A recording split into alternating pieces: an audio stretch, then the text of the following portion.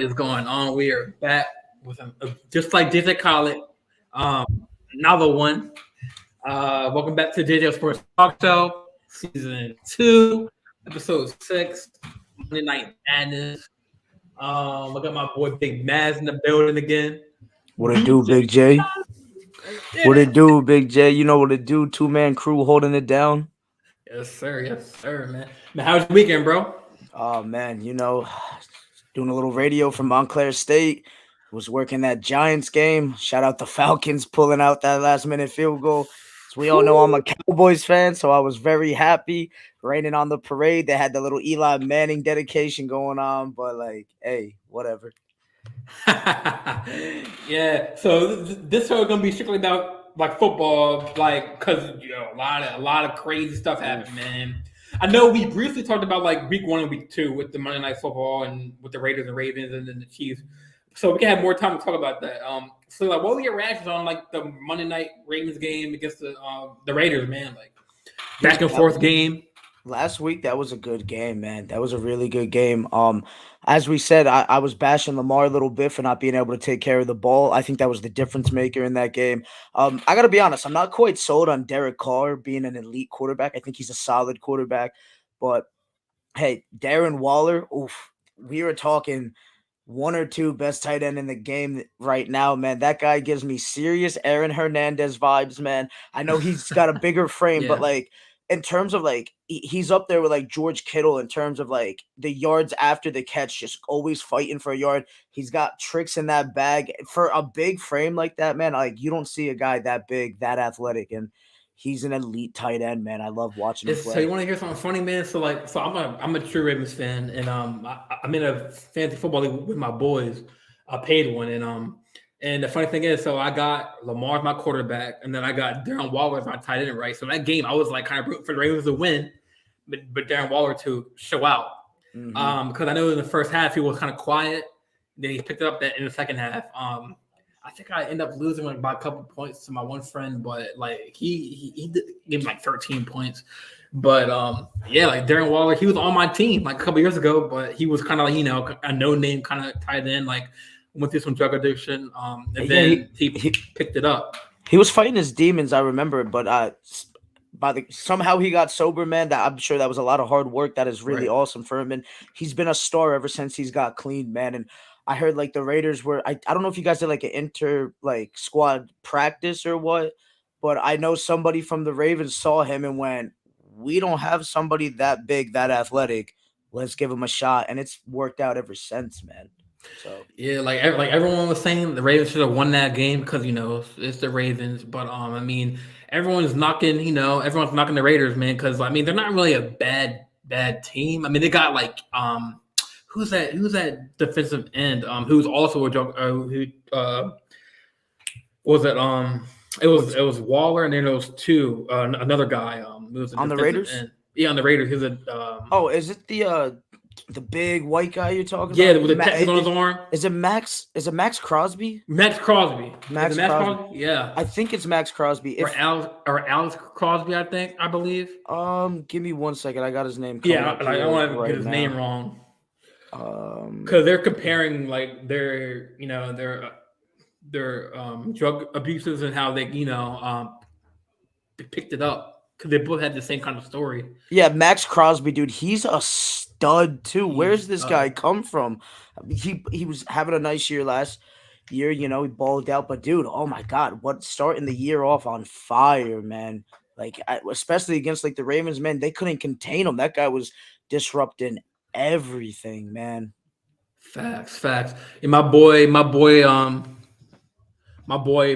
from Maryland said, "I miss Waller and Beemore." Me too, my brother. Can't complain about Andre. Yes, sir. Yeah, Andrews. Yeah, Mark Andrews. Yeah, he's a tank. I got my boy Big Jerry in the building. Big J. Love the support, man. Love the support, man.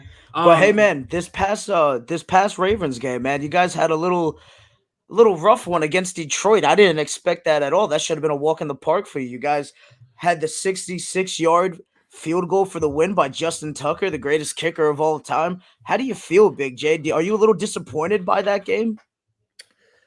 Well, see, the thing is, I know we talked about this briefly towards the end of our other podcast about like the streaming services and stuff, and I totally missed the game because I couldn't live stream it. So I was out with my parents, my mom, and I was live streaming. I was watching the score on my phone, and it was a back and forth game. I know Hollywood had had a couple drops in the first half, like first quarter, first half drops. But the highlights on SportsCenter was crazy. Like Lamar, it was like 4th and 19. Lamar had a couple dimes. Got into field goal range, and I saw a video on social media of Justin Tucker. He was hitting 60 yarders in pregame, bro.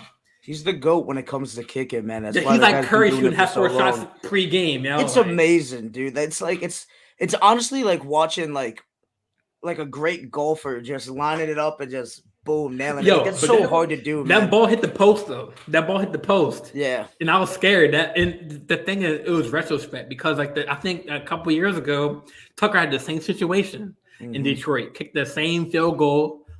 So the fans kind of knew it on Sunday, but I mean Lamar, he played fairly well. I mean, could have been better. Could have been better against a crappy kind of defensive team, but like he made some smart decisions on the field. But then you have Mahomes, who had 2 or 3 picks. Dude, what is going on out there, man? I mean, I know that the Chargers got a decent defense. We don't really talk about Joey Bosa anymore because Nick Bosa has been killing it in San Francisco, but that guy's a stud. They got a decent defense. They're building with a young quarterback, but I mean, hey, they held Dak Prescott to like 9 points in fantasy, and I was so mad because not only am I a Cowboys fan and I would want to see Dak killing it because I've been saying that he's a top 5 quarterback for a while now, but oh man.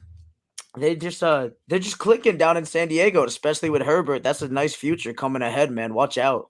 Yeah, Herbert reminds me of like a young, like not polished yet, but young like Tom Brady, man. Pocket passer who can kind of like is a little more agile than Tom Brady was. Mm-hmm. He can sling the ball real well. And I was shocking when I saw the highlights of that game. Like Mahomes is like throwing it off doing a no look pass, like showing it off. He can't be doing that, man. I mean, he can do it, but he can't be like being too cocky. I feel like people see it coming now because we've seen the no-look passes. He should know better than throwing off his back foot like that. You're not getting as much power with the throw. I mean, he's already got a cannon for an arm, right? So it's like it is what it is. But he's better than that, and I don't see him repeating that mistake twice. But we'll see, man. So let's like step back a little bit. How you think about that Ravens and Chiefs game, man? Sunday night, man. 35-36 Ravens poured out with the win. How'd you feel about that? I know we went over a little bit in the last podcast episode, but like now we have some more time. What'd you think about it, man? Whenever these two get together, it's always a good show. These are two exciting quarterbacks. As I said last episode, top 10 quarterbacks. One is legitimately the best player in the league right now, and it's really not that close when it comes to ability. I'd say number 2 would be Aaron Rodgers, got to be up there with him. And Lamar Jackson is right in that 7th range for me, as we were saying last time. But man, I don't know 2 more exciting quarterbacks when they get out there because Pat Mahomes makes passing look fun again. Lamar Jackson, he's obviously a top 2 scrambler in the NFL. Him and Josh Allen up in Buffalo there. But anytime like these guys go, it's always a good game. And quite frankly, I was really surprised about like the Chiefs dropping the game, man. Like you guys snuck out of there with that one, but the Chiefs need to get their stuff together, man. They're better than this. What are they, 1-2 right now? Yeah, I think Clyde Heller had another fumble that game. After that fumble that the rookie linebacker made in that Chiefs game, so maybe he's having a little bit of nightmares. But see, like the thing about criticizing like games, it's hard because like it's like week 3, week 4. Like I mean, it's a 17-week season, so we can't really judge teams. But I mean, seeing the Mahomes throw like 2 picks is like it's not really like himself. Well, these are winnable games. You expect the guy who's the best in the league, and especially at the quarterback position, where that's the most chance to make an impact in an NFL game. You're controlling that entire offense. You expect him to go out there and beat the Chargers. You expect him to, not kill the Ravens, but you expect him to come out with that win, of course, especially like, Andy Reid is a top coach in the NFL too. Like, I don't know what's going on there. I know their defense isn't necessarily the greatest, but I mean, hey, they got the Honey Badger, they got some playmakers, but I expect more from them, especially when we're always holding them in such high regard, man.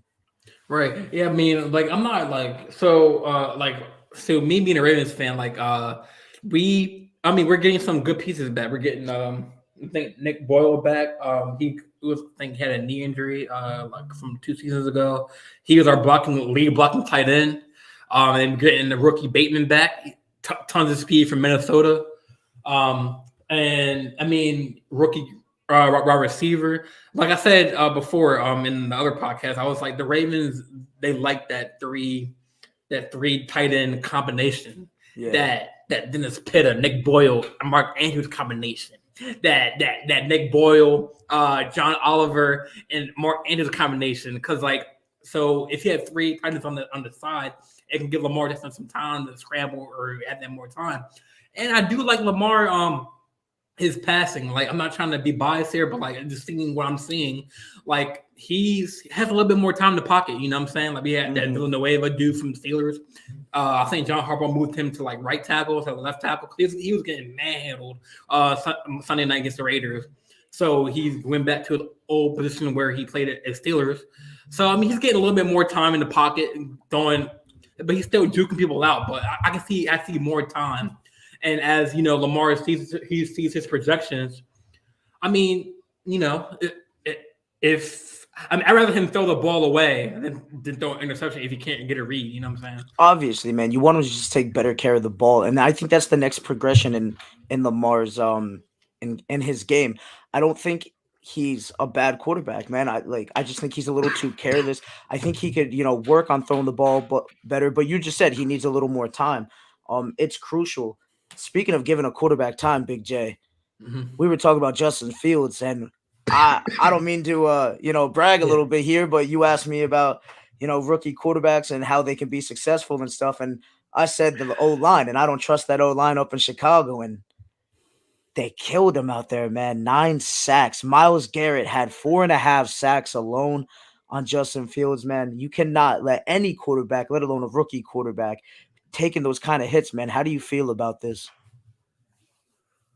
I mean, Matt Nagy. What choice did he have? Like Dalton. It's funny seeing you shake your head, man. But I mean, what? I mean, Dalton's hurt. I mean, he could put in Nick Foles, like a veteran quarterback. It just sucks for the rookie, man. Is to be put in that situation. Freaking just getting sacked left and right. Myles Garrett eating up the offense. But I'm surprised. I mean, people are gonna hate me for this. Well, maybe not hate me, but I'm surprised Myles Garrett is even playing for what he did a couple years prior to that. That was. I had no problem with that, man. I had no problem with that. It's football, but that could have been. Listen, that whole thing was that was Bush League, that entire situation. But I'll tell you right now, I watched that game live. I've watched that clip enough time. I even wrote a paper for the Connecticut School of Broadcasting on that play. All right, and quite frankly, Mason Rudolph, you bum. How dare you try and flip that whole thing? You got mad because you got sacked. You tried ripping Myles Garrett's helmet off first. You kicked him in the family jewels, and then you throw all this whole thing. And here's where I lost all respect for Myles Garrett. I'm sorry for Mason Rudolph. He wanted to go up and talk trash to Myles Garrett. He had 2 paths he could take legitimately. He could have went right up to him man to man and talked to him, and had that confrontation. But no, he decided to go to the left, to go behind his big offensive lineman and talk trash behind the lineman. And then Myles Garrett reacted the way that he did. I'm not saying that it was necessarily right. I'm saying that Mason Rudolph instigated that entire situation and then poured more fuel on the fire when it could have just been done. And if, like I said, man, if you're going to go take it there, don't get behind your offensive lineman, man. You're a man. I understand that, we're dealing with a physical specimen, I don't even know what to say about Myles Garrett's physique, man. It's like it's the only thing I could say is like a Greek god among average men out there, you know. So I understand being a little intimidated, but if you're gonna go talk your crap, man, go talk your crap and be a man about it. So Right. hey, it is what it is. But he's lucky that the suspension was That's what only I'm what it saying because the was, NFL's man. kind of getting like strict about that, about the policies, which we might get like which we could get into. Like, I want to hear your feedback on these like these new rules, man. But like, yeah, I definitely agree. Like, it's football, but like you said, like, he's lucky that he did get suspended for what like the whole rest of the year, right, or He's a couple lucky. of games, I think it was the rest of the year, but I think it only ended up being about like like a four couple games. He's games. lucky he didn't miss a season for that. He's lucky he didn't catch an assault Because charge for I that. mean, like you're right. Like Mason Rudolph should he's a man. Should have stepped up to him. But like then again, like helmet, with his force, that helmet Yeah. cracked. And Man, Mason Rudolph, that like he's lucky that he got hit with the just the face mask, right? no, no, Or no. He no, the Miles back Garrett of the had the helmet, face right? mask. It was the back of the helmet, but there's some padding on the inside, and it came down. That could have been a much worse situation, man. But like I said, dude, don't start nothing. There won't be nothing. You know what I mean? You want to Right. start it up? Shout out DMX, bro. You want to start it up? There's gonna be a problem, man. You know. I'm sorry, not DMX. I believe that's Lloyd Banks. You uh, know. Both of them. Those are two lines from both of them. But hey, I'm man, big fans respect, of both. respect. Yes, sir. Yes, But you sir. know what I'm saying, man? Like you cannot act tough. You're gonna get exposed out there. You're dealing with guys that are really about it and they're athletic freaks. We're talking about NFL players. These are some of the best athletes on the planet, man. You know, but yo, getting back into it, I Mhm. want to talk about something that's really not talked about in sports that much. Yeah. Particularly, I'm sorry, not really talked about in the NFL. We saw special teams have big impacts on games this last week, Big J. As we mentioned before, your boy Justin Tucker, game winner, 66-yard field goal, first to do it. Amazing play there. The kid in Jacksonville returned a 109-yard field goal attempt to the house. How do you let that happen? Unbelievable, man. It What do reminds you me of that one game in Alabama when that man, was it Auburn? I'm an Alabama fan, but Yep. the same thing happened, man. When Auburn he brought it back on you, right? missed the field goal Yep. and went it all the way down. Yeah, you have a good point, man. Tucker had a I mean he's the best kicker in the league, but that kick was like the way it bounced Phenomenal. off the pole and went.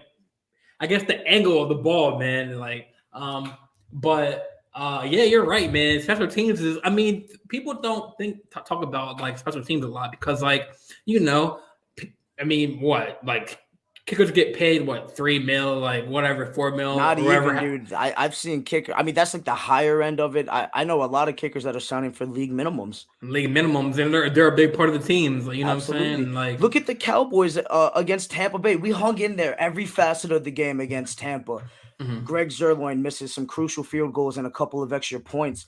We should have won that game, man. And people don't talk about special teams enough because it's not glamorous. It's not always a part of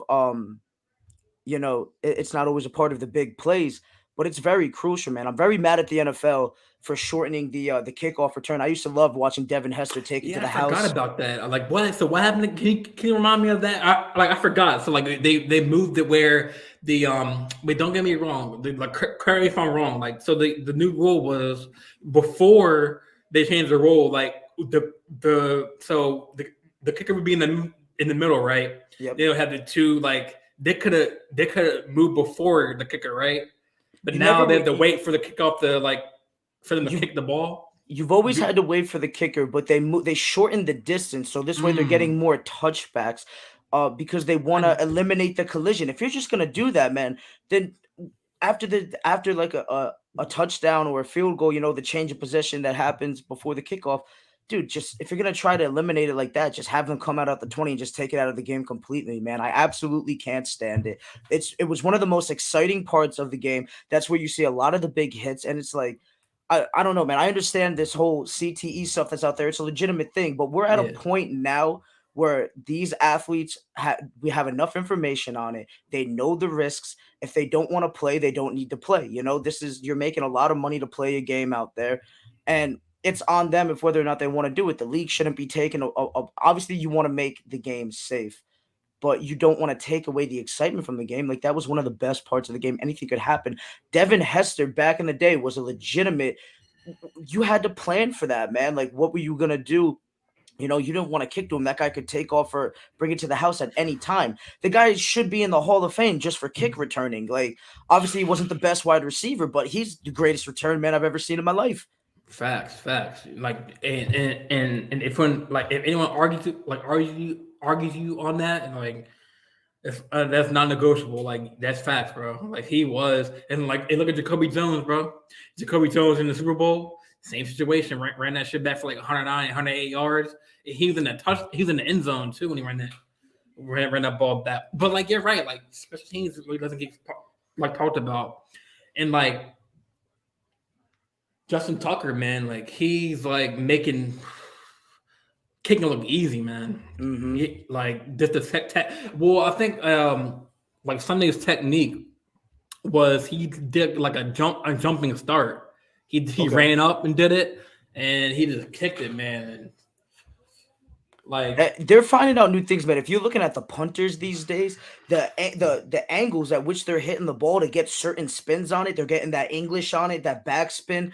When it hits right at like the 2 yard line, instead of going right into the end zone, they're getting that backspin to place it. It's almost like when you're hitting like a 9 iron on golf. It's like watching like a golfer like place that right in there. It's awesome, man, and right, it's something that we really don't talk about because it's not like to me, like that's cool, man. Like punters don't get enough credit. That's a really important part. Field position. This game is all about field positioning. We love the big plays, we love the big hits, but that doesn't always happen, man. Sometimes you got to grind a game out, and you need that positioning, and that is a uh, mentality that teams really need to start buying into. Like we're not gonna get it all in one play. Sometimes we just need to go to war. and then another thing that people are talking about is I think the NFL is slowly but surely turning into the new NBA. And what I mean by that I know is what you mean. how like I get it, like you said, CTE, like a lot of brain injuries and stuff, and I get that, but there's more contact to the head in football than basketball. But like you said, we missed the big hits. Um, we missed the spectacular plays. We missed talking crap and not getting a foul. And I mean I get it. The league is protecting the quarterbacks and the most top players, but it's slowly turning into um kind of like a softer league. But then again, Absolutely. it's like two sides to the story. Like to protect the quarterbacks, there's research about brain injury, CTE. But then again, it takes the fun out of I mean, I don't agree with like head on helmet contact, and that's a no call no show, no call no show. But yeah, like, do you agree with that? Like, do you disagree with that about how it's slowly turning into like I absolutely agree with you, man. even with the I calls it's too, man, the taunting, like this. Yeah, If I hit you and I point at you, like, what's good? Oh, yeah. Dude, it's flag, man. man, like I played football my whole life. I played up until senior year of high school. And some of those collisions, man, like they're just unavoidable. Like you can absolutely tell when a guy is targeting and when a guy is just trying to make a play. Like, you know, I understand like the trash talking, even though like let it happen. But this is a league for kids at the end of the day. They want to make it family oriented, and they don't want to have the kids doing all that extra stuff. But man, we love football because of the violence. Growing up, man, like I said, I'm a Cowboys fan. Ray Lewis was amazing. Brian Urlacher too. They were lighting everybody up, man. Terrell Suggs. Mhm. These guys were just demolishing guys, and they were clean hits back there. If you're leading with a shoulder, obviously the head's gonna get in there just a little bit, but like leading with a shoulder and messing a guy up, like why is that a foul? They're calling these blindside hits. Well, if the guy's running, if I get my shoulder pad in front of his chest and lay him out, that's his fault for not having his head on a swivel. And now that's an illegal block. But all I'm doing is securing that guy doesn't make a play. Because how many times do those guys catch up? We've seen a couple of times guys should have a touchdown and somebody from the back end across the field causes a fumble because the guy think he's in the clear. Everybody needs to be more alert. This is a violent game. I feel bad for the players back in the day. There wasn't enough studies being done, especially linemen. CTE is a legitimate thing, Yeah. and those guys deserve their money because there wasn't enough knowledge on it in the NFL.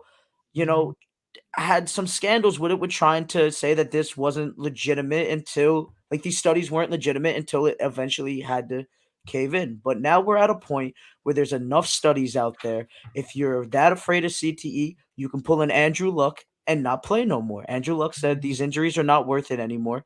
I think Carson Wentz might get to the exact same point because this poor man cannot stay healthy, you know. And he was a quality quarterback. He wasn't better than Dak Prescott, like people were saying. I saw that from the beginning. So Yeah. I like being right there, but I do feel bad for the guy, man. I mean, he got another shot back at the Colts, and boom, he's down again. He sprained both ankles, for crying out loud, last game, man. Like, guy can't catch a break. But here's the thing: is what I'm saying to wrap up my comment is, Yeah. you know what you're getting yourself into. This is a violent sport. People like the sport because it's violent. People like playing the game because you can get those frustrations of life out, man. It's a healthy way to get that anger out. It's a fun way to do it, man. So you know what you're getting yourself into. Stop being weak and soft about it, man. You don't have to play. You're a quality athlete. Go pick up something else and put your time somewhere if you don't want it. Make football violent again, man. Saw that hat the other day. It's the greatest hat I've ever seen in the world.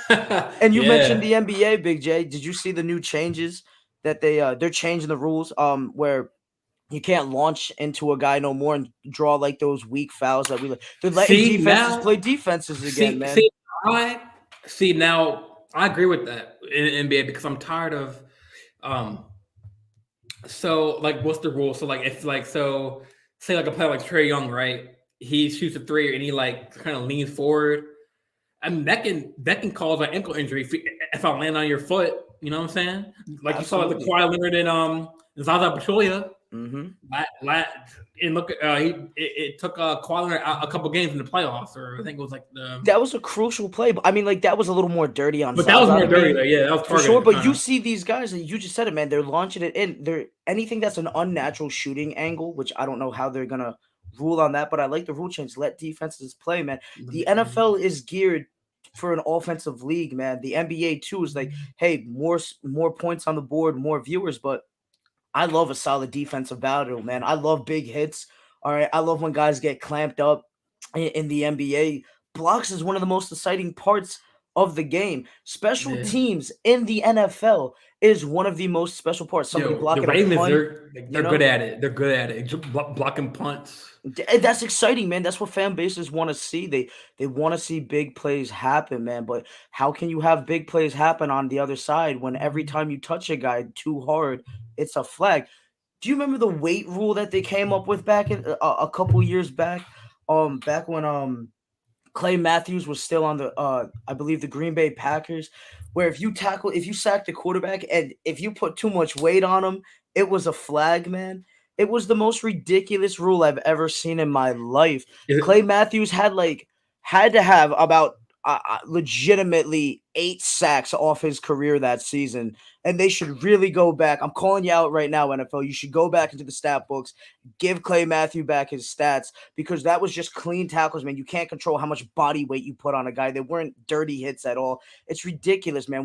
so you're saying that like so like if you're a quarterback and I sacked you and I laid on top of you for like a like good 5 seconds after I sacked you, like that's a flag. That No, was a bro. flag.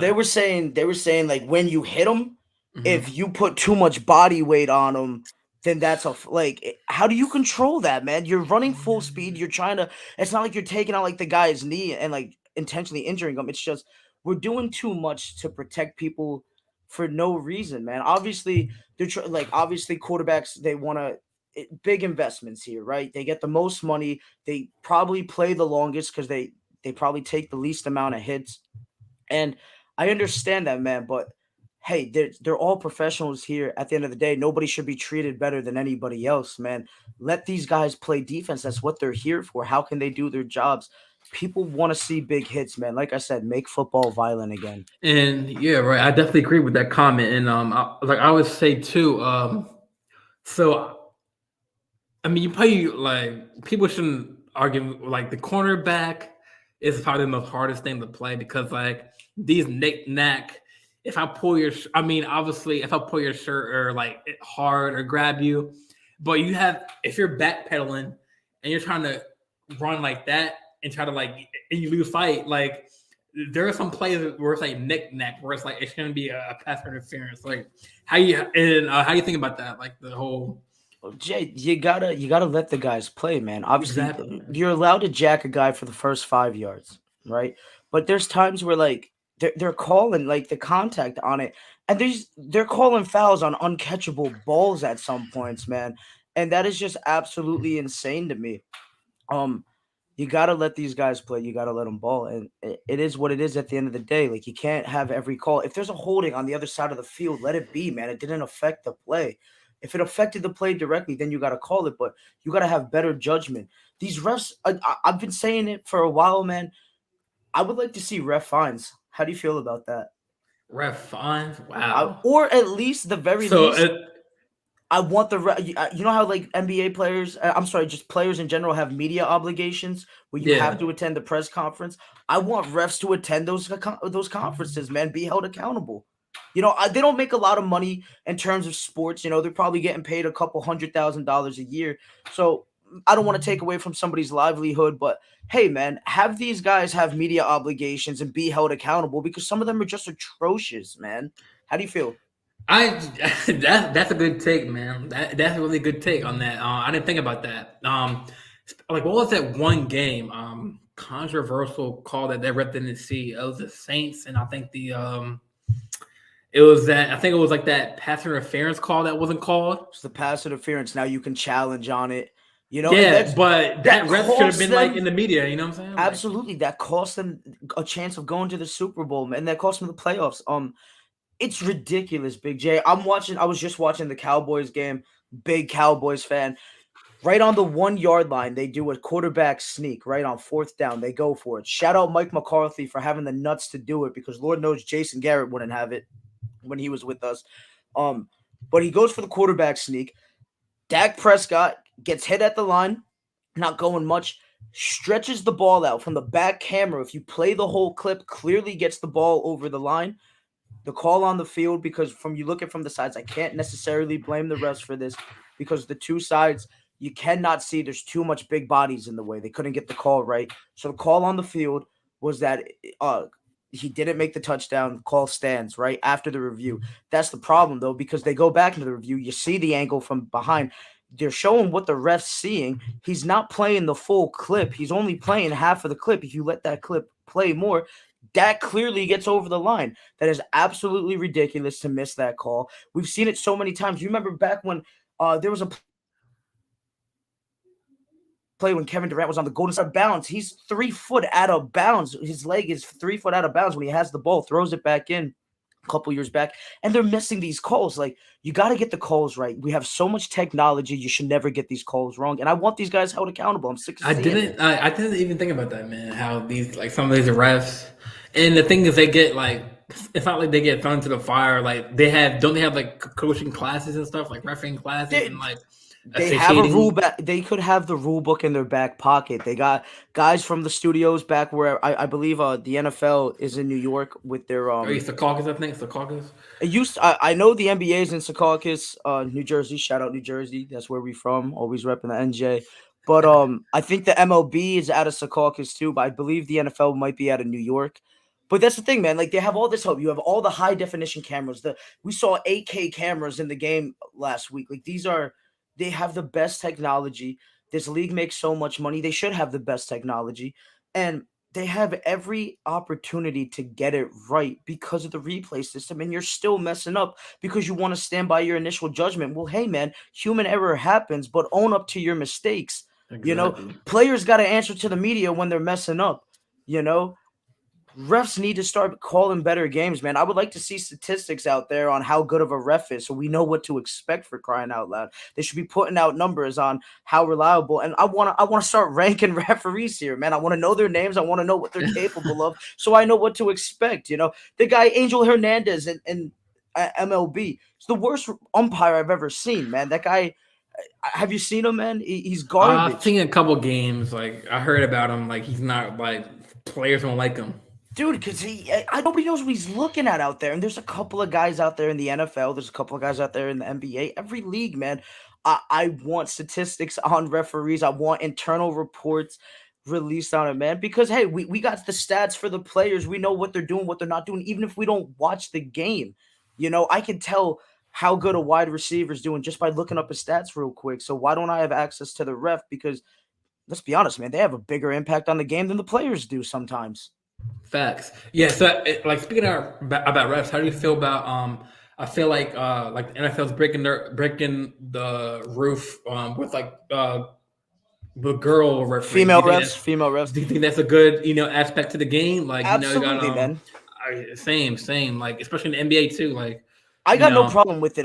My Mhm. thing is this is a position where anybody can learn a rule book, man. You Mhm. don't have to be a freak athlete. You don't have to be a male to know the rules. Like by all means, if a female's the best person for the job, if they're scoring higher than the males, by all means, get them out there. I want the best officiating out there.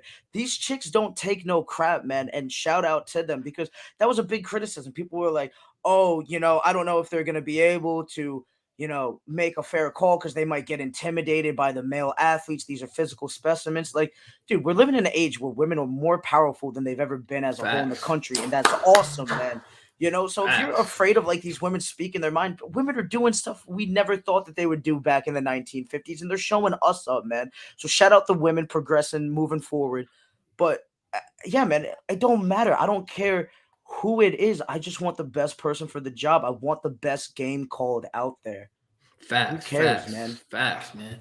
But I mean, obviously, you gotta like protect the players, and there's a fine line between like protecting players and just let the players play. And yeah, just like shout out to all the women out there who were trying to get.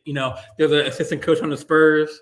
The chick, there Where was the defense, the chick who's helping on the defense for that's the Buccaneers, right? 49ers. Or 49ers, 49ers. 49ers. Dude, if they're killing it, you're talking Uh, about uh, Becky Hammond on the Spurs. Becky Becky Hammond. Hammond, she's gonna be a head coach at some point, man. She's killing it.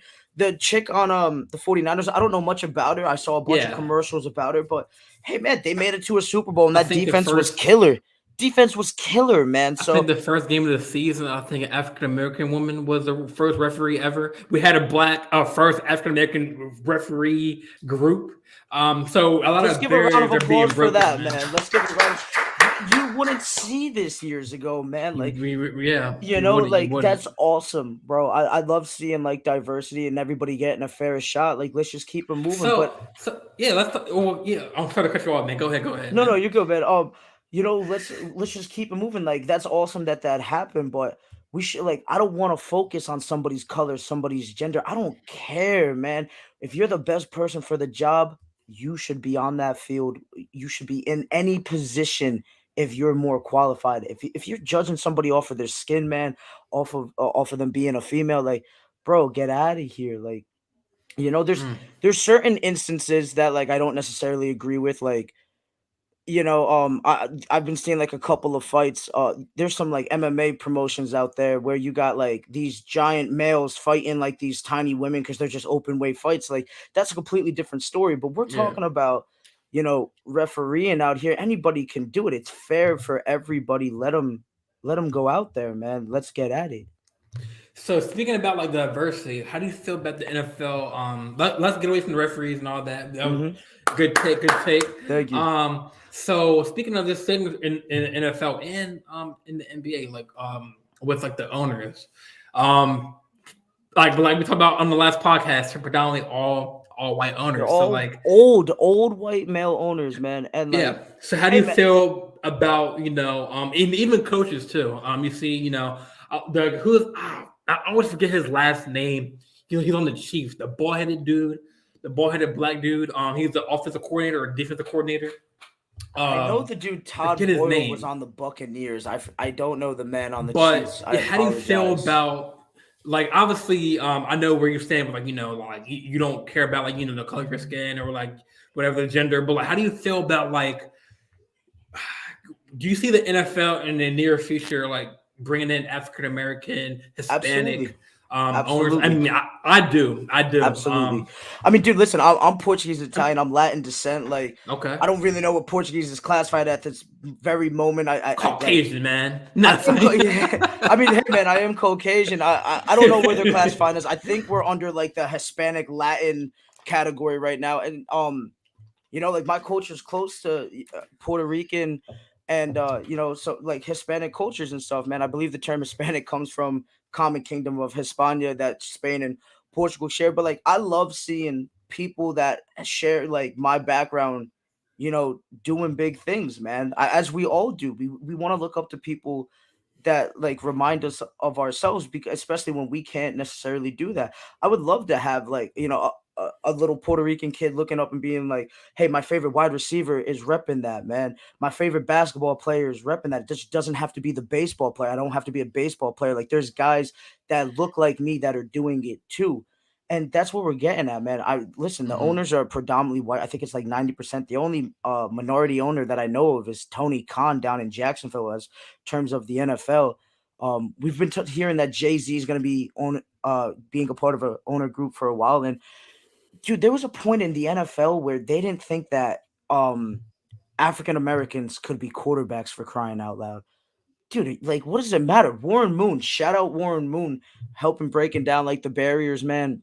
Um, what does it matter if that's the best guy? I don't care, dude. If I got a quarterback that can go out there and play like Patty Mahomes or Aaron Rodgers or the next Joe Montana, take him all day. I don't give a damn what his name is, where he's from, what he looks like. Facts, facts. If you got the next Bill Belichick, you're not gonna make him your head coach. What? Because he don't look like everybody else? Who cares, man? Keep him Facts. moving. Best man Facts. or best female up for the job, and keep him moving, man. As long as it's on a fair playing field, there should be no gender biases. Absolutely, dude. We're living in 2021, man. Like we got to move past the color barrier and stuff, man. Like we need to be better. We just need to keep progressing, man. And that's why America is the way that it is, man. Like why it's been a dominant force in terms of a powerhouse in terms of other nations, because we're not afraid to progress. But let's be honest, man, there's some facets of our society that we should be better at already, man. The fact that we're Facts. still talking about color and stuff in 2021 is a problem, bro. We got to keep it moving. We got to keep on building, and we just got to keep on progressing, dog. Yeah. So speaking of this, I just want to say on like on the diversity for a viewer, this could be a little touchy. So how do you feel about? I want to get your opinion on the Colin Kaepernick situation. So I know it was back in 2016. I'm going back when it first started. This whole because I took a lot of sports classes in college right now, and like we're talking about like pioneers, people who broke into barriers. Jackie Robinson, um, uh, like Hank Aaron, all these. So, how do you feel about Colin Kaepernick uh, being American and doing what he did, kneeling down? Like, how do you like? What are your like? What's your take on it? Like, what do you think, man? so I always forget the guys. Here we go. Big J, I'm gonna be honest with you. So I bounced around colleges a little bit. I attended the Sussex County Community College, and I actually did a 10-page report on this situation. We were talking about like some political stuff here, man. And obviously, this is a sports podcast, but sometimes the things just bleed into each other, so we can't be afraid to cover this territory. I did a 10-page report on that, and I think that was the most misconstrued protest of all time. And people don't understand because they just run with narratives these days and we don't want to listen to other sides of stories. The fact of the matter is this: if anybody that was out there that's played Pop Warner football, in like these younger leagues growing up, when a player gets injured, right, or something bad happens out there, guys not moving, what do you do out there, man? You take a knee because it's the ultimate sign of respect. The first time Colin Kaepernick ever decided to do something about his protest, he sat down on the bench, and I don't necessarily know how I feel about that, but I do know that I believe it was Nate Boyer, who was the long snapper of the Seattle Seahawks, took notice of this. Nate Boyer, for those of you that don't know, is a former Green Beret for the United States Army. That is one of the most prestigious titles, excuse me, you could have, man. The guy was special forces. Not only was he was military of the highest standards. And it was Nate Boyer who reached out to him and said, "Hey, man, I see what you're doing. I hear you. I think you should really do it this way because we all know in football, taking a knee is a sign of respect. People are going to be talking about it. And I don't think you're disrespecting the flag, our flag that I fought and that my buddies have lost their lives fighting for. So I saw nothing wrong with that. I think it was an absolute joke how people just ran with it. We were saying that he was anti-American. Like he didn't burn a flag. He didn't turn his back to it. Like he took a knee to get attention. He was still showing respect, but he was just letting you know, yo, my people need help out here, man. And y'all need to do something about this. I have this platform. I'm a star quarterback in the NFL, just came out of the Super Bowl a couple of years back. And hey, I got to utilize this platform. So I commend Colin Kaepernick for that. And everybody out there that's the problem with this nation right now, man. We're not listening to each other.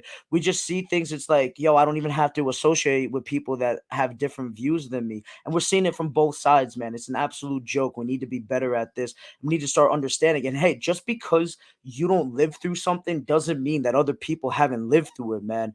We all have our own experiences. We all have our own walks of life that we come from, and don't sit there and try to tell someone else's story because you don't know nothing about it, dog. See, the reason why I'm smirking because like I love the freaking energy, bro. I love the energy, man. Because like most people don't have the guts to like say what you have to say on. Well, not really on national TV, but like on a podcast. Like, and you're speaking the truth. Like, and like, so my take on it is, I see. Okay, so First Amendment, man. That's the thing. Freedom of speech, right? He came out. Before I get the thing wrong, I gotta look it up what he said because he had an interview, right? And he was like, "I'm not it's not like I disrespect the flag. I'm doing it for the oppression for the people of color." But here, just give me 1 second, guys. I'll look up this. But yeah, Big J, as you said, like that's what it was about, man. Like I don't think Colin Kaepernick was out there saying "f the police." He was saying "f the police that don't do their job right," you know. And let's be honest, man. In any group of people, it doesn't matter what color you are, doesn't matter what job you have, what groups you associate in. There's great people out there, and there's some bad people out there, and there's just some people that are just bad at their jobs. At the end of the day, Yeah, we got to give some. I think we got to give a little slack to police officers. I mean, dude, they're yeah. highest among divorces in terms of career. They're barely home.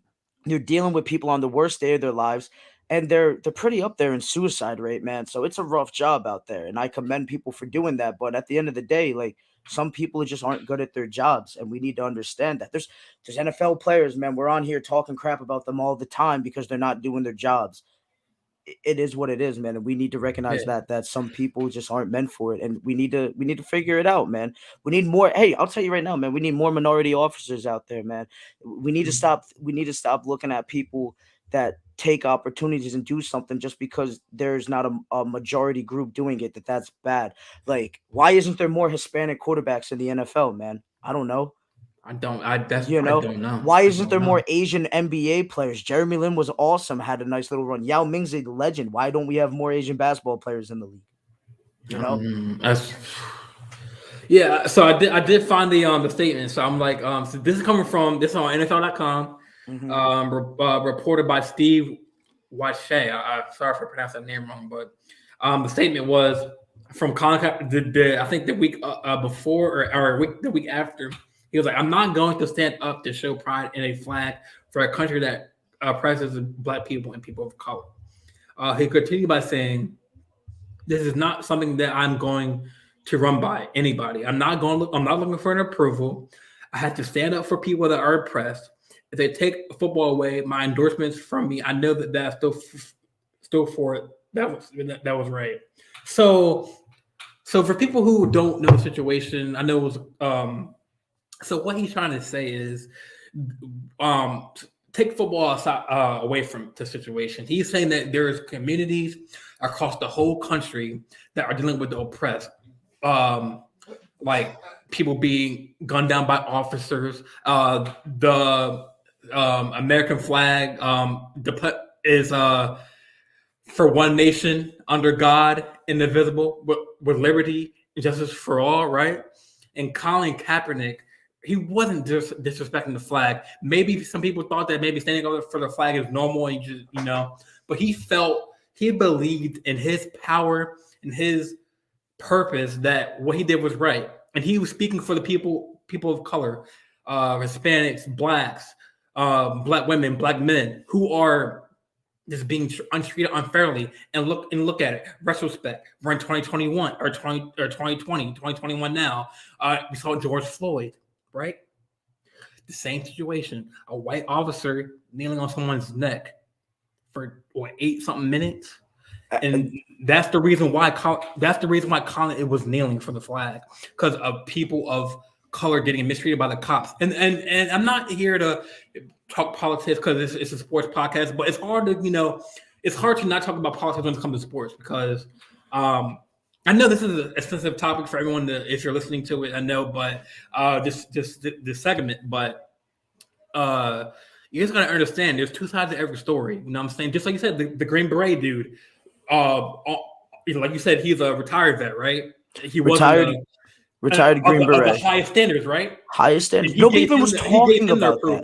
You know what I'm saying? Nobody was even talking about that, Big J. And that's what, these narratives just come out for both sides. And like I said, both sides, y'all need to be better at this stuff, man. I can't stand it. I hate seeing our country become so divided, but that's what's happening, man. And as you said, Big J, like, he was doing it for what he believed in. And I commend the man because he was willing to give up everything that he worked for. And everybody, y'all did your homework. Like, oh, Colin Kaepernick comes from an affluential family from, I believe, Nevada. Okay. And he was still willing to give up his entire dream of being an NFL quarterback, which less than 1% of the population will ever be. Okay. Because there's only 32 jobs in the entire country for it. All right. And it's just like, I can't stand when people are like, yo, shut up and dribble. Hey, man, why? You're out here giving a take. You might be a plumber, an accountant, a lawyer. What makes you any different? You're contributing to society in some facet. These guys provide entertainment. That's why they make so much money. Everybody's like, oh, we need to be giving the money to the heart surgeon. Bah, bah, bah. Absolutely. The heart surgeon deserves money. The average man makes money for doing their job. But it's not their fault that they bring in billions of dollars every year. We never talk about the billion-dollar owners that are signing these checks. Like, why isn't that the problem? But, the guy who's, dribbling a basketball or catching a football, he makes a statement and it's an issue. But we never have a problem with an average guy doing it. Like, we never have a problem with a celebrity doing it as long as they're saying something that we agree with. We need to understand that we got a lot of people in this country, we got a lot of backgrounds, a lot of different walks of life, and people have different views based on their culture. Let's be honest, man, that you could break this country's so big, we don't understand that. You could break this country up into probably like 5 different territories, and it's somebody grew up completely different in Seattle than somebody in Boston, Massachusetts, man. They're gonna have different values, different views, and different walks of life, and just different experiences at the end of the day, Big J. And I can't stand that. These guys have platforms. Use your platform, get your voice out there, and say what you gotta say, man. Kids look up to these guys, Like I said last podcast, I didn't know who the governor of New Jersey was when I was 5. I knew who Michael Vick was. I knew who Ray Lewis was. All right. I knew who Derek Jeter was. Kids look up to these guys. They have an obligation to speak up sometimes, man. And because athletes in the past didn't do it, it's like, well, he didn't do it. So-and-so didn't do it. Well, so-and-so decided that endorsement deals were more important because of his situation. You got a dude who doesn't come from the best neighborhood. He might not be willing to speak on these things because he doesn't want to mess up his contract because he's feeding everybody from his old neighborhood with that contract, man. He's putting people on. LeBron James gets so much criticism all the times in terms of talking so much. We never talk about LeBron James as a stand-up dude. His 5 core friends, right? 4 of which he was on his starting team in high school, and his boy Mav Carter, who I don't think played basketball with him, but was just a childhood friend. That's 5 dudes that he never forgot, bro. They all do something. He made them who they are. Mav Carter would not have a platform like as big as it is if it wasn't for LeBron, and not only did these guys are great guys too, because how many times have we seen an athlete put somebody on and they're robbing for them, they're doing them dirty. It happens all the time. So shout out LeBron and his friends out there for holding each other down. LeBron gave him the opportunity. They made the best of the opportunity, you know. And it's like, oh, I disagree with him, so LeBron's a POS? Absolutely not, man. Just because you disagree with somebody doesn't make him a bad person. Right. And like I'm just saying, like Colin Kaepernick was kneeling for George Floyd. He was kneeling for Philando Castile. He was kneeling for Eric Gardner. He was kneeling for all, and there's so many others. And those were like cases that were brought into the limelight because they were so big.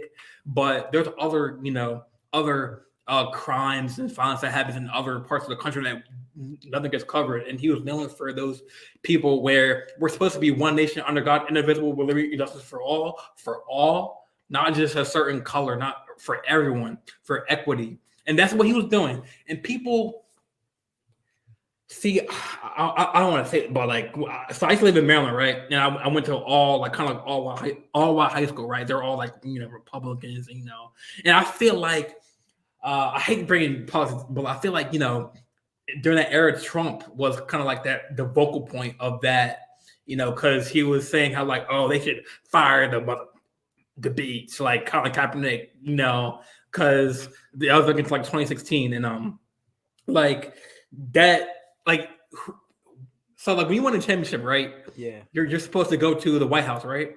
Yeah. To celebrate the championship. So a lot of teams saying, a lot of teams said, hell no. And hey, man, that's their right to. At the end of the day, it is what it is. And Trump, he knew his audience. He played to his audience, and I think he said sons of bees, I think, or in the statement or whatever. Like after Colin did that, yeah. But I just don't. I mean, I believe in equity, man. At the end of the day, Big J, we have an audience that we got to cater to. He's got an audience that he has to cater to. Obviously, I don't know what to really say about it because it's kind of a catch-22 at the end of the day. Right.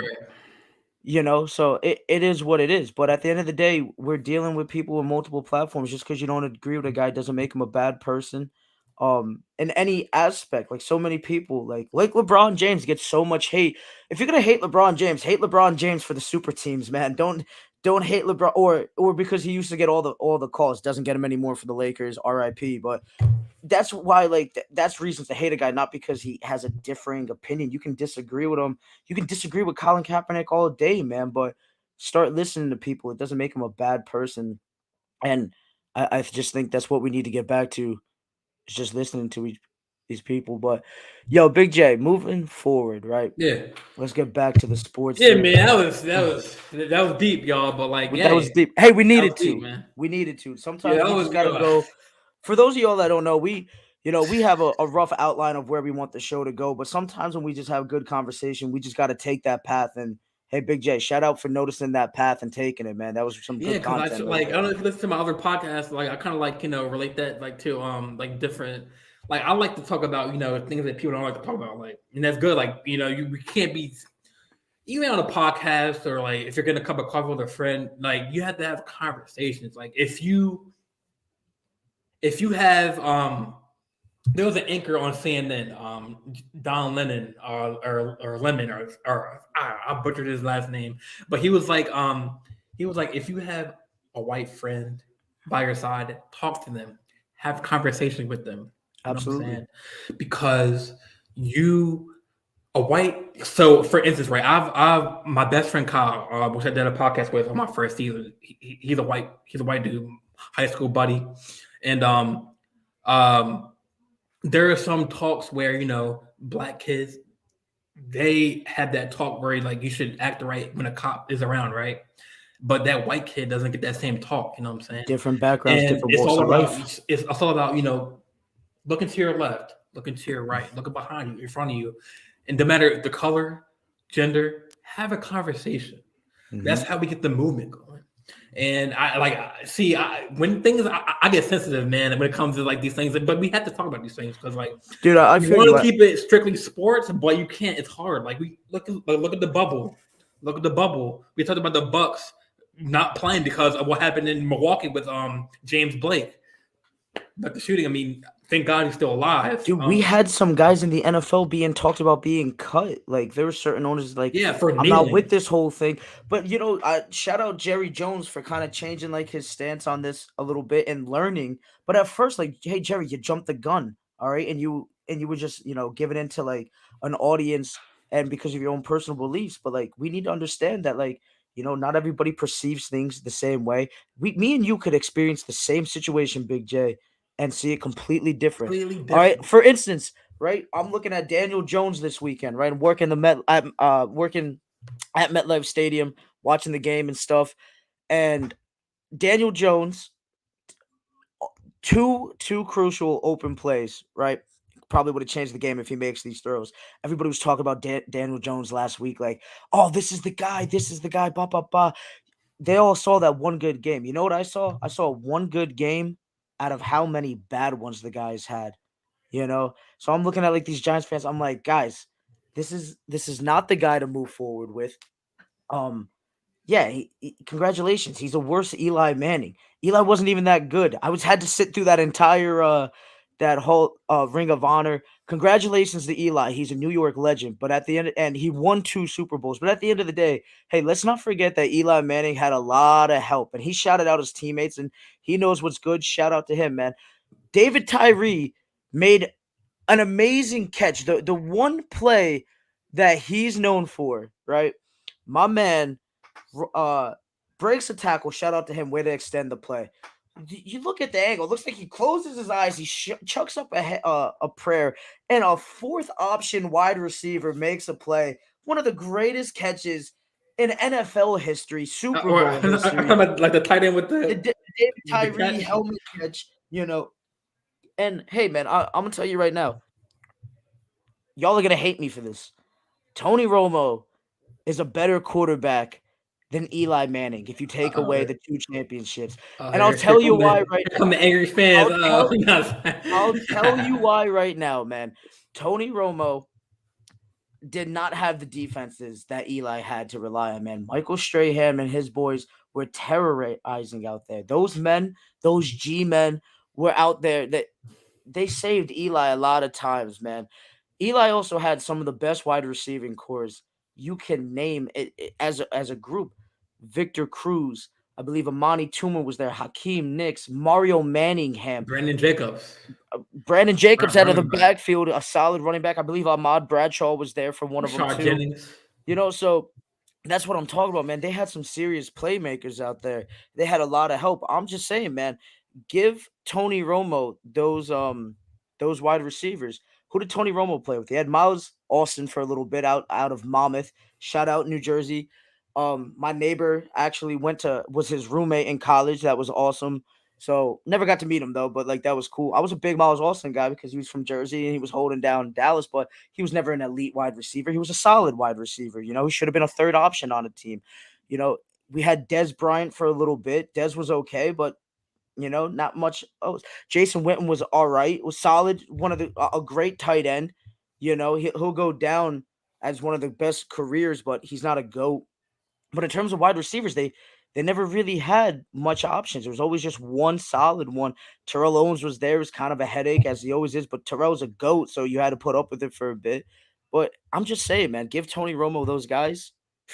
I think, and that defense, we got a championship, man. But now he's making money being a color analyst, making that bread. Yeah, but like let's so I know how the first episode together Friday we did like our NBA projections of like the playoffs. Like who do you see like coming out of the West or NFC and AFC, bro? Or give me like your top for the NFL. NFC. Yeah. So Yeah. I'll tell you right now, man. I'm not necessarily sold on the Rams yet. I think Matt Stafford's killing it. I still cannot knock out Patty Mahomes and Tom Brady coming out of both of them, man. Tom Brady's the GOAT. It's the greatest career of all time. Say what you want about the guy. Is he the greatest quarterback talent of all time? No. Is he the greatest quarterback of all time? Absolutely. 7 championships. He already proved that he didn't need Bill Belichick to win one. And Bill Belichick is the greatest coach of all time. It's not even close in my eyes, man. But seven Super Bowl wins, man. That is absolutely I don't think it will ever be matched by a quarterback ever again. That's insane. Patty Mahomes is the guy to do it, but I don't know. I don't see it happening. It's amazing. I will never count that guy out. He's 40 plus years old and still killing it, still slinging it. The guy could play to 50 if he wants to. Patty Mahomes, man, what a talent. This guy's throwing on the run. He's throwing off the back foot, needs to stop doing it, but he's capable of doing it. You talked about the no-look passes before. But hey, both guys right now, they have a solid cast around them.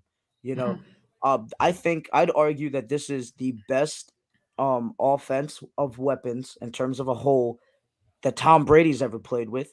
You know, you got you got Gronk, second greatest tight end of all time, only behind Tony That Gonzalez. boy, man, he's Might funny, be man. number one, Like he would retire and then come back. Always dude. And you know, if it wasn't for the injuries, he's number two among the majority of tight end stats, only behind Tony Gonzalez. Mhm. If he's healthy, he's missed a lot of games, man. He could be the number one in the categories. You can't deny him. The brother's bad. Um, Mike Evans, solid wide receiver. You Oh, know, they just and then Antonio Brown too. Like everybody counted out AB, but hey, I know he's out with COVID. RIP my fantasy stats, but you know what I mean, man? It's insane. There's just so much talent. When has Tom Brady had a good running back as good as Leonard Fournette?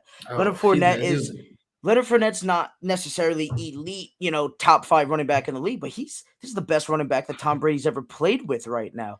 The best guy before that was who? LeGarrette Blount. Come on, man. Like LeGarrette Blount was a solid power runner, but like he wasn't Derrick Henry, you know, power running through the entire league. And facts. um, I know I'm missing one guy right now. Um, Didn't he play with Sonny Michelle for a little bit? He did play with Sonny Michelle, but Chris Godwin. I apologize, Chris Godwin. Chris Oh, Chris Godwin Godwin, he's is nice too. arguably the best wide receiver on the Tampa Bay Buccaneers, bro. You know, so this is an all-star cast of offensive weapons. Not to mention that defensive front with you got Vita Vea now and Dominican Sue, Shaq Barrett, and Jason Okay, Pierre-Paul. Like that is one of the most deadliest front four I've ever heard of in my life, man. That's some serious talent. I expect them to run it back. Bruce Arians is a solid coach, and you know we always talk about guys that get players to run through walls for them. There was reports last year, you know, Leonard Fournette was having a couple of attitude problems. Bruce Arians went up to him and went, "Yo, man, you buying in or you out? Because we want you, but we don't need this energy right now." Leonard Fournette said, "Coach, I'm in," and then he bought in, and then boom, they're in they win the chip, man. It was awesome. You look at Patty Mahomes, Travis Kelsey, help me out here, the other wide receiver on the other side, the speedster, man. Not Sammy um, Watkins. They just lost Watkins. Tyreek Hill, Tyreek Hill. Thank you. God, I'm going blank man, here. Dude, these are that dude's a legitimate cheat code, weapons, though. man. Clyde Edwards-Helaire killing it as a running back, man. Use him They got as a Kareem scat Hunt. back They too. got Kareem Hunt as the No. backup. Kareem Hunt just went over to the Browns. Shout out Kareem Hunt, man. Oh, He's my bad. killing it, bro. I just saw Kareem Hunt juke 2 guys, stiff arm 1, and break another tackle on his way to like a 29-yard touchdown this past weekend. The Browns are another one, man. We got to talk about the Browns coming off the AFC. Anthony last week said that he thinks that the Browns are going to win the division. Quite frankly, I think he's right. I'm also a little mad that the Browns have turned things around, and I'm probably going to end up seeing the Browns go deeper in the playoffs than I'll see the Cowboys, and that just makes me so mad, man. But hey, they got guys, Myles Garrett, terrorizing defenses, man. Big J, what do you think, man? Who's some dark horses? Obviously, we already know about the Chiefs. We already know about the Bucks. Who's some dark horses that you're keeping your eye out this season? I'll say I gotta stick with my team too, the Ravens, because we got obviously yeah, that's a dark horse because I mean For sure, obviously Lamar. we got it Lamar and But outside of our biased teams, man, who else? A team that we wait. So haven't who's really talked about. your team? The I'm a Cowboys, right? Cowboys, and Okay, as okay. I I just want to said, make sure I we're. will not say that the Cowboys are making a championship until that defense shows me some more. We're up 27-14 right now. Dakota Prescott, top 5 quarterback in the NFL, broke over 100 yards, 2 touchdowns in the first quarter today, man. Throwing some beautiful balls out there. But hey, man, I'm not sold on the defense, but they're making some plays. But I gotta look at Big the J, standings real quick. all good, man. But the Big J, standings, yeah. outside of outside of the Ravens, outside of the Cowboys, and outside of the Chiefs and Bucks, who are some teams that you're looking at that we might not necessarily we might have necessarily counted out way too early? I know the Rams are making some moves up there. They just beat the Bucks. You know, trading for Matt Stafford was obviously the best thing that they've ever done. People really were sleeping on Stafford because he was up in Detroit in that smaller market. Once Megatron left, they weren't winning games, but he's always had solid stats. He's definitely a better quarterback than Jared Goff, who I've been saying forever is only good if you can establish the run because he works off of play action. He's not necessarily a great playmaker, doesn't have a great arm. He's not a guy that I necessarily trust. Um, but yeah, man, there's a couple of teams out Yeah, there. I'm Who you looking at liking? I'm looking at, like at the stands real quick. I mean the teams. Well, I didn't watch the game, but the highlights. I mean, Burrows is slaying it too, man. Burrows off the ACL, he's looking good, man, in the AFC. But I don't see them like winning the division. Absolutely. I see Tennessee sleeping with Derrick Henry. That's a good They're one. 2-1. Big J, let's Um, focus on Tennessee real quick, right? yeah, yes, sir. Julio Jones Uh, as a second option wide receiver. well, I thought Come he was on, for the man. Ravens, That's man. deadly. That's Yeah, deadly. I thought the Ravens would have made a harder push for him. Um, Tennessee but ends up snagging him. I mean, he's the number 2 wide receiver behind AJ Brown right now. They got the best running back in the league in Derrick Henry. Ryan Tannehill's a decent quarterback. What is that team necessarily missing, though? Do you think? And I don't know if they're necessarily going for a Super Bowl, but well, it's kind of hard to tell because I can't watch the games. yeah, I can't watch them, but I think all they're missing is just a defense, man. Like I don't know anybody in the secondary. I don't know anybody on their team. Like they're all like no names to me. I don't know. I mean, they're 2-1 right now on being. But that's I mean they got a good on paper. They have a good offensive team. hmm Got Derrick Henry, King Henry. They got Julio Jones, AJ Brown. But I mean their defense. I don't know anybody on their defense. they had And they Jadavian got Clowney. Vrabel. Vrabel, they got a good coach. Oh, they got Yeah. Clowney. Yeah, they got No, Clowney. no, they just lost Clowney. Like they Oh didn't shoot. re-sign him. Oh wait, no, Clowney's like he went to the Browns, right? dude, Clowney. he's tearing it up. But dude, you got him and Miles Garrett. Oof, that is deadly coming off the line, man. And But yeah, that's I think you hit the nail right on the head, Jay. Defense is it's all right, man. You know, they had a solid outing against Tennessee this week. They only held them to 16 points. But the Seahawks put up 30 on them, and that offense putting up 33 was the difference maker in that game. Um, you know, you can't always expect your team to put up 30 points, and it's close, man. I mean, dude, they had an awful first week. Kyler Murray and the boys in Arizona went for 38 points on them. I would just, you know, they got that's to. another dark horse team, man. Mhm. Arizona.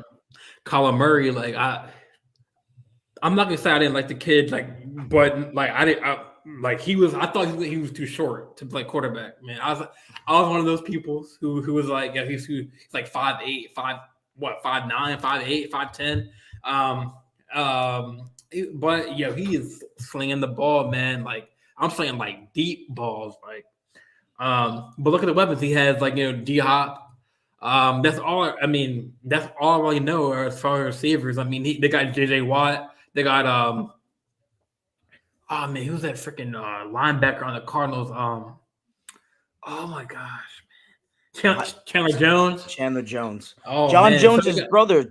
I don't know if you knew that. that's John Jones, really John Jones, a the UFC UFC fighter. fighter. Yeah, that's his brother. Speaking of, he just got arrested, bro. After his man, that's another Is this podcast guy topic, ever man. gonna get his stuff together, man? This guy has been given. John Jones is arguably the GOAT, man. He just needs to get his stuff together. But John Jones would be the Yeah, first one to tell you Chandler Jones is a bad man, bro. Yeah, He he's had a another bad bro. He had man. another brother. I forget what team he was on, but he was an offensive lineman, I believe. John Jones says I'd get my ass kicked in my own house, and I'm arguably the greatest fighter in the world. So Right, right. Yeah, I mean that's another dark horse. The Cardinals, the Chargers, looking strong. Got the Broncos looking strong with Teddy Bridgewater. He's slinging it too, which we had them next week. The Ravens play them this Sunday. Um, so I mean, like I think we like same as the NBA, man. I think we in good hands with like the quarterbacks, the young quarterbacks. Lamar got Mahomes, got Teddy. We got Mac Jones. How you feel about Mac Jones, man? I'm not sold Like, on it. I'm not sold at all. I not me watched him neither, at not Bama a yet. little bit. Here's what happened, man. I Do watched. you like? Do you think? Well, let me ask you this: do you think that Bill? So, like, you know how Tom Brady was like, well, like, wasn't he like the last pick of the draft? It was a 6 round pick, So, greatest six yeah, round pick of all sixth time. round pick. So, do you think that? I mean, obviously, it's too young, it's early to tell. But do you think that Belichick can mold this Mac Jones into a Tom Brady as quarterback Um, eventually? I don't think he'll ever be a top 10 quarterback in the NFL. I know it's really early to say, but I've seen Mac Jones at college. He had a lot of weapons around him. We talked about the reason why I hate on Alabama, why I hate on Nick Saban. But I will say this: their recruiting is phenomenal. They always have, 5-star recruits at a lot of positions. Man, a lot of kids want to go play there. I saw Devonta Smith making plays that entire year. Look at Devonta Smith in the championship game. Dude's open by like 10 yards every play that they're looking to go for him. Man, Najee Harris, stud running back, was, oh my god, the guy did everything. He hurdling guys, running through them, juking them out of their shoes. Mac Jones just, I don't know. I don't think he throws the best football. I think he's a situational quarterback. I think he hit the jackpot, ended up in New England. If there's anybody that's going to make him look good, it is the GOAT, Bill Belichick. Um, Bill Belichick has gotten more out of guys that we would never even talk about. How many times have we seen it? It's too many to count. There's a guy who's on the Patriots, you know, kills it. They're using him exactly how he needs to be used and making these guys bona fide stars. And all of a sudden, their free agency contract comes up.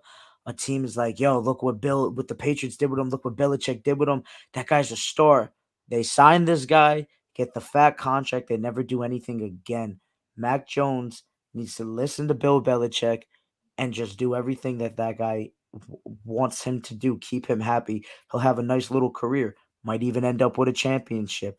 But I don't think I want the game on the line, and Mac Jones is my option at I mean, I'll quarterback to give make him. play. I mean, obviously he's a rookie, man. But I mean, obviously I'll give him like to get some better receivers. I mean, I give him like 2 to 3 years, man, like max, even more. Cause he's still young. I mean, I'm an Alabama fan. I'm a Tua. I like Tua. I like Jalen Hurts. I mean, And being an the Alabama guy, who do you think is going to have the better career, Tua or Mac Jones? Obviously, Jalen Hurts is looking like he's going to kill both of them in terms what of what Tua's been in the careers. league for what, a couple years, like 2 years now, I or think a this is his year. second season for Tua. So He was Tua out. has a little more experience, but he's injury prone. No, he's injury Absolutely, prone. absolutely injury prone. See, Uh, that's what they like. These, I mean, I don't mind pocket passers, because that's like the original, like for me, like player of a QB. But like that's why being mobile is awesome, man. Because like you don't have to worry about like, sitting in the pocket and getting sacked.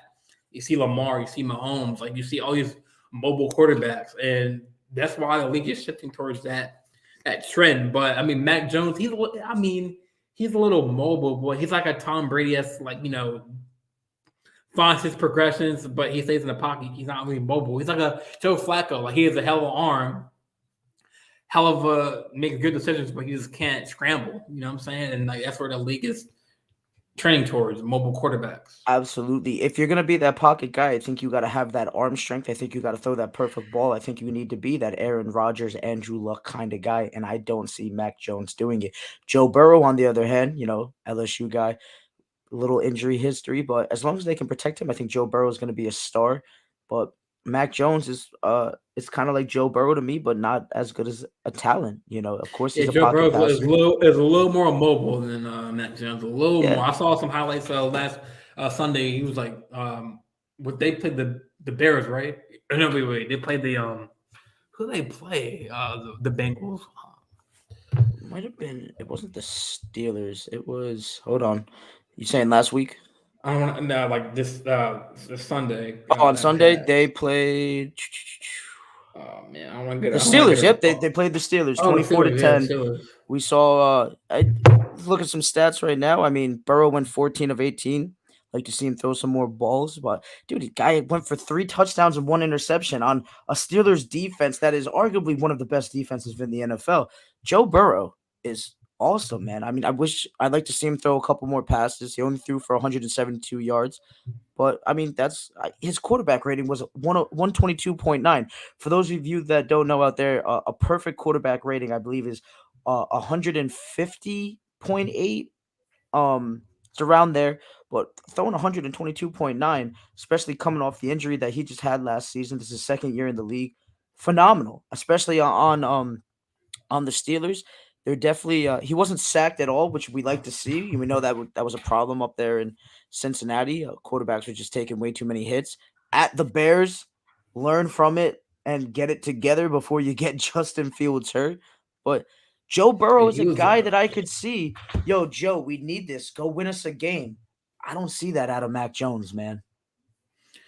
yeah, because I mean I don't know who their O line is. I don't know. They changed up like every year the O line. Uh, It's but nobody yeah, like great, but hopefully they finally figured it out. and they gotta give him some weapons too, man. On the off, like I don't. I mean, Amendola, he's out of there. Chris Hogan's out of there. He's at the Saints now. Well, they Um, just got his boy Jamar Chase was playing oh, down in Jamar Chase, he's from LSU, right? LSU, was one of Joe Burrow's favorite wide receivers. So that's his boy. Hopefully they can come up together. You don't really see that happening. Excuse me.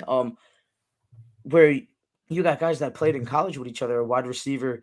Arguably his number one option, wide receiver, and Joe Burrow. They're getting Wait, on to the same team now. so like, what was that comment about the 158.3 that like the passer rating? Because I know my boy, That means that a quarterback yeah, Mike, had that's Mike. 158.3. Thank you, man.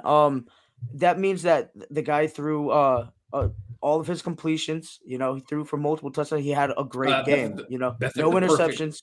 That's Oh a wow, perfect quarterback rating. I don't know why it's that number. If anybody's out there, I got to do some more research on that. I must admit, but I do know that it's around 158.3. Shout out to whoever just sent that in there. yeah, yeah. If y'all are, yeah, that's my boy Boykins, man.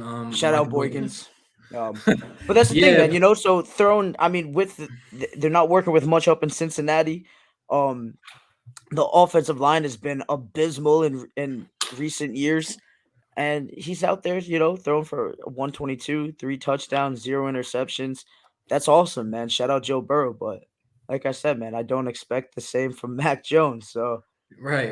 we'll Yeah, see. like if y'all watching the stream and like feel free to like comment anything, like you said like earlier, man, just keep the comments appropriate, but keep them coming. I don't know if you can see the comments in your stream too, but I don't know if you When they come up, I think you gotta allow it to come through because you're the host. yeah. Yeah, But 'cause I see my mind, yeah, but yeah, it's like feel free to comment or whatever, like if you have anything to talk about.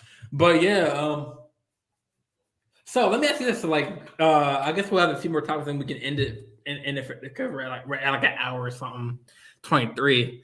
But we have a few more topics. So let me ask you this: so we got Justin Fields, Trevor Lawrence, Trey Lance, and any other quarterbacks I'm missing? The dude from the Jets, um, Zach Wilson.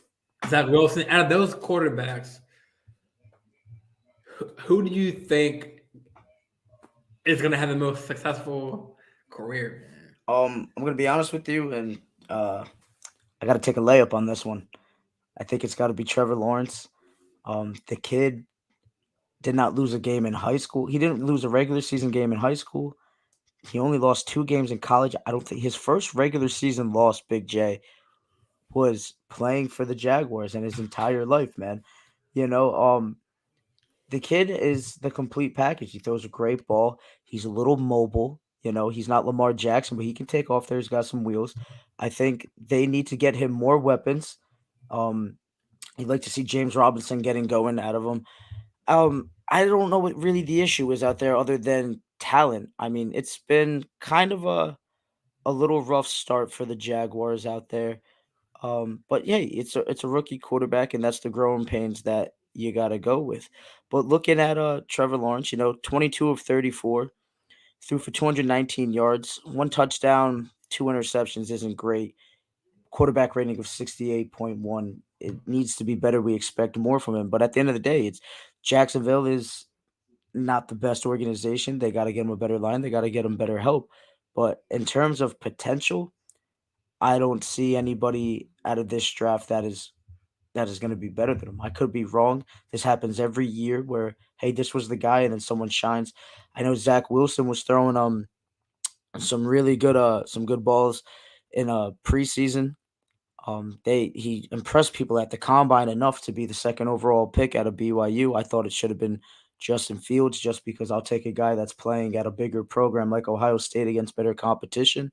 But I mean, hey, Josh Allen came out of Wyoming, has been killing it. So, hey, maybe Zach Wilson can do the same thing.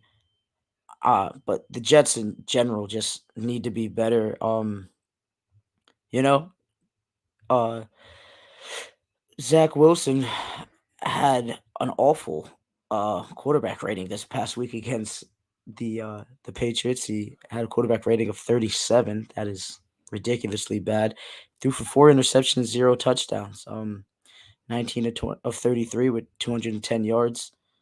He was sacked 4 times. They got to protect him a little. They got to protect him better. But he's not really doesn't have that many options on the Jets. He's known for 4 interceptions. I know the 49ers still have Jimmy Garoppolo. That's their guy. Um, they got a decent line though.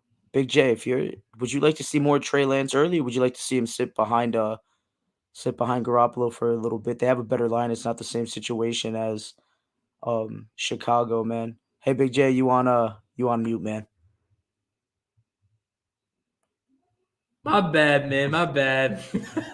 I was gonna say, man, you Big Mazz, you stole my next segment, man. Because I was gonna say, if you were a head coach, like, would you risk throwing your quarterback under the fire? But to answer your question, though, I see Jimmy G, as Stephen A. Smith says, porn star Jimmy G. I love the man Stephen A. Smith. He's funny, man. Oh I mean, shout, man. I mean, shout out to him, man. But um, but like I don't know. I feel like when it comes to Chicago with Dalton and Fields, it's different. Because the 49ers, they are in a win now mode.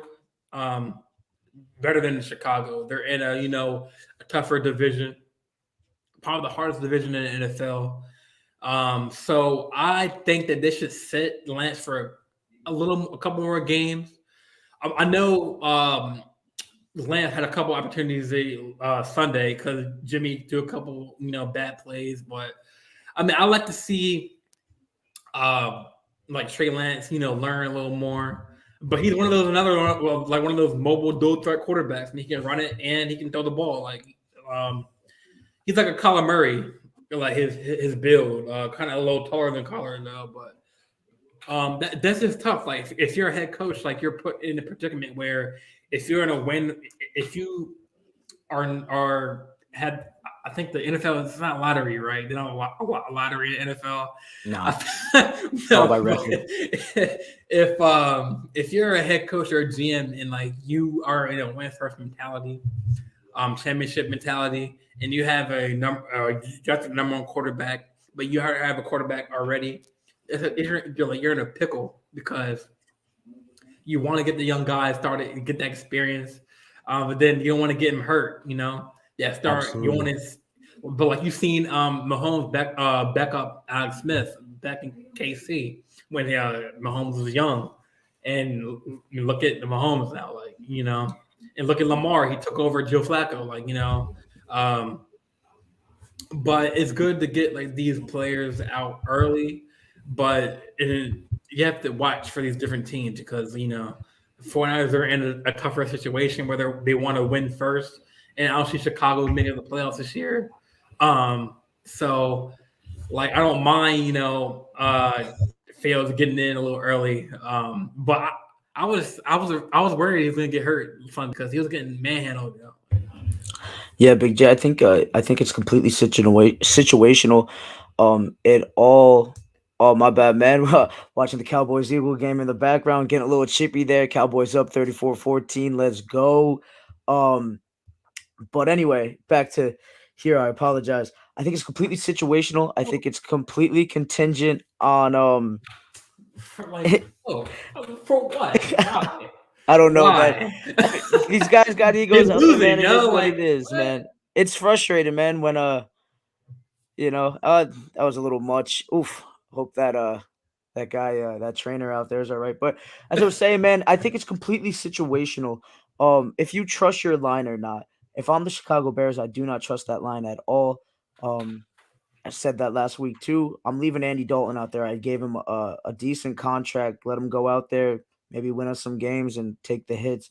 And I want to preserve Justin Fields for when I have better things around him. But here's the problem though too is that like you got some pieces there to win in Chicago. Allen Robinson, um, the wide receiver, is one of the best wide receivers in the NFL. We really don't talk about him because the Chicago Bears don't win games. If you gave Allen Robinson a better quarterback, I mean, we're talking about a legitimate threat here.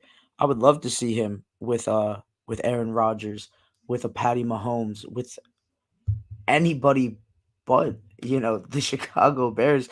At the end of the day, Khalil Mack coming off the edge, still one of the best in the league. So there's some pieces there, but they need to start building the foundation. The line needs to be better. You can't just throw Justin Fields out there and just, hey, kid, rookie quarterback, we're gonna get you sacked 9 times. You kidding me? You just killed the kid's confidence. I wouldn't even want to come to work on the next day, man. I'd be afraid to play the next game. He's out there running for his life.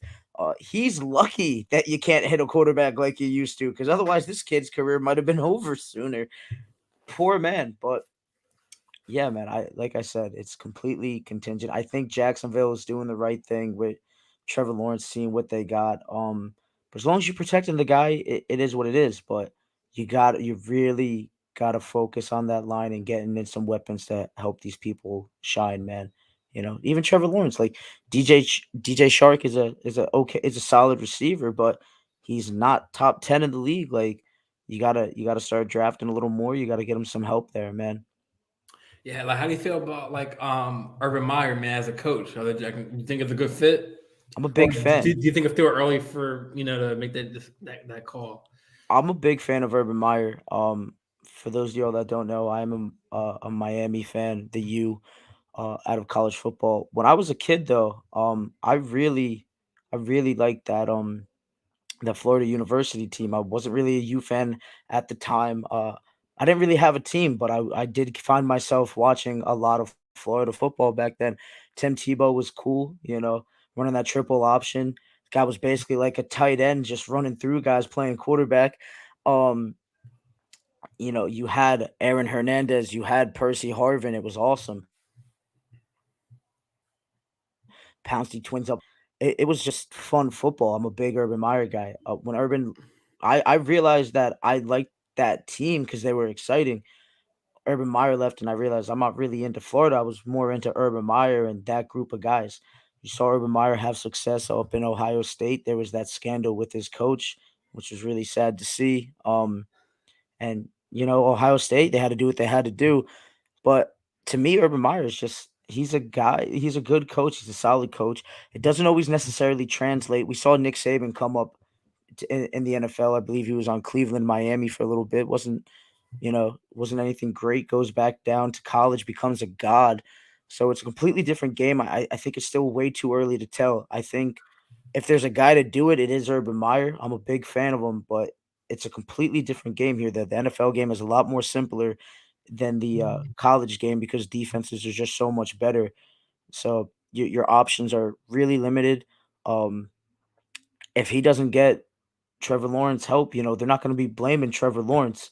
This kid is a generational quarterback, and they just need to get him more help. And Urban Meyer, that's going to be completely contingent on his success in Jacksonville and his longevity. Facts, man. Facts, man. Man, I think we covered a lot, man. You wanted to call it a wrap for tonight, bro? Yeah, man. I mean, we went from all over the place, Big J. You know, Yeah, man. you know what But to do, man. yes, sir. Let's close it out, man. Well, thank you everyone for commenting tonight. We want to hear y'all's input into the show. Comment. It's a live stream, so comment whatever about hot takes, whatever, and then But I'm Jordan, Big J, host of the JJ Sports Talk Show. Got my boy, my other co-host, my wingman, Brandon Mazz, Marazzo, Maraz, right?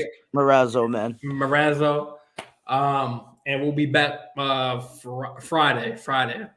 Yes, We'll sir, try Big to get J. the whole team there, man. Hey, hopefully Anthony will have his mic by then. We'll get it going. We had a little technical difficulty starting this one, but of course, we must prevail, holding it down. You know what it is. The JJL Sports Talk Show. We'll be back with another one. Thank you for tuning in. Another one. We Another out, one. baby.